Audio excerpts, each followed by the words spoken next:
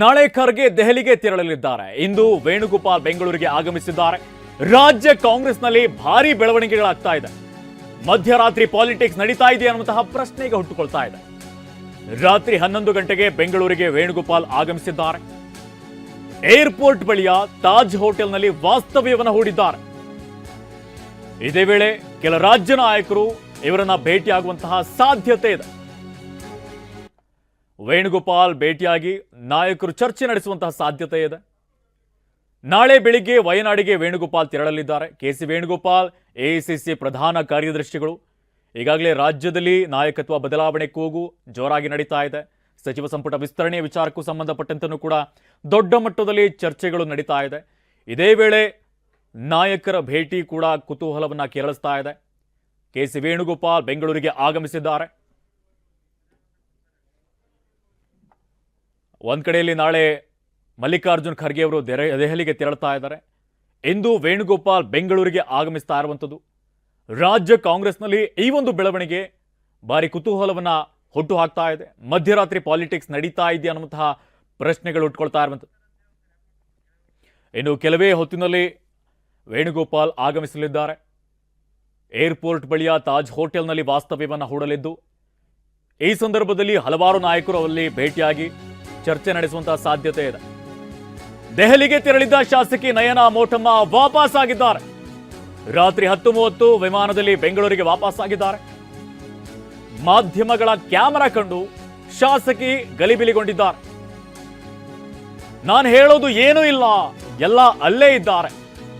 ಮಾಧ್ಯಮಗಳಿಗೆ ಪ್ರತಿಕ್ರಿಯೆಯನ್ನು ನೀಡದೆ ನಯನಾ ಮೋಟಮ್ಮ ತೆರಳಿದ್ದಾರೆ.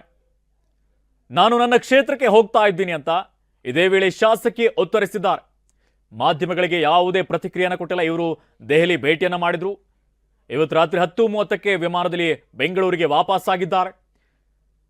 ಮಾಧ್ಯಮಗಳಿಗೆ ಯಾವುದೇ ಪ್ರತಿಕ್ರಿಯೆಯನ್ನು ನೀಡದೆ ಹೊರಟಿರುವಂಥದ್ದು ಆ ದೃಶ್ಯಾವಳಿಯಲ್ಲಿ ಗಮನಿಸ್ತಾ ಇದ್ದೀವಿ.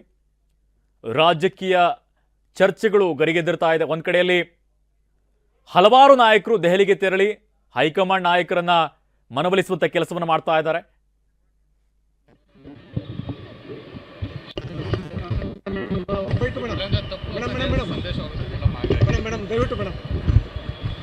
ಸುಮ್ಮನೆ ನನ್ನನ್ನು ಯಾಕೆ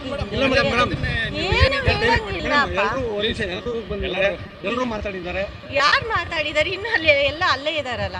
ನನಗೆ ನಾಳೆ ಕ್ಷೇತ್ರಕ್ಕೆ ಹೋಗ್ಬೇಕು.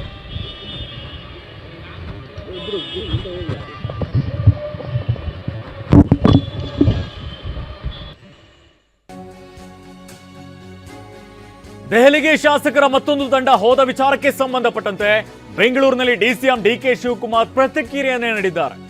ಮಂತ್ರಿಗಳಾಗಬೇಕು ಅಂತ ದೆಹಲಿಗೆ ಹೋಗಿದ್ದಾರೆ. ಅದರಲ್ಲಿ ತಪ್ಪೇನಿದೆ?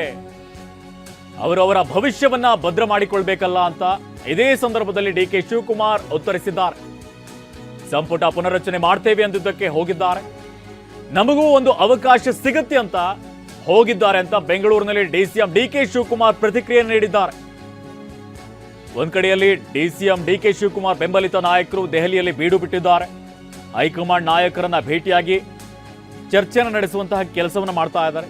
ಇದಕ್ಕೆ ಸಂಬಂಧಪಟ್ಟಂತೆ ಡಿಸಿಎಂ ಡಿಕೆ ಶಿವಕುಮಾರ್ ಪ್ರತಿಕ್ರಿಯೆಯನ್ನು ನೀಡಿದ್ದಾರೆ. ಮಂತ್ರಿ ಆಗ್ಬೇಕು ಅಂತ ಎಲ್ಲರಿಗೂ ಆಸೆ ಇರ್ತದೆ, ತಪ್ಪೇನಿದೆ, ಹೋಗ್ತಾರೆ. ಕೆಲವರು ನಾವ್ಯಾರಿಗೆ ಬೇಡ, ಈಗ ಮುಖ್ಯಮಂತ್ರಿನ ಹೇಳಿಲ್ವೇ, ನಾವ್ಯಾರಿಗೆ ನಾವು ಡೆಲ್ಲಿಗೆ ಹೋಗೋದನ್ನ ನಾವು ಬೇಡ ಅಂತಿದ್ದೆ. ದೇವಳ್ಳಿ ಅಂತ ಅಂದ್ರೆ ನಮ್ಮ ಲೀಡರ್ಗಳ ಮನೆ ಅಂದ್ರೆ ಒಂದು ದೇವಸ್ಥಾನ ಇದ್ದಂಗೆ ಅವ್ರಿಗೆ. ಅವ್ರವ್ರ ಭವಿಷ್ಯ ನಿರ್ಮಾಣ ಮಾಡ್ಕೊಳಕ್ಕೆ ಹೋಗ್ತಾರೆ. ಸೊ ತಪ್ಪೇನಿದೆ.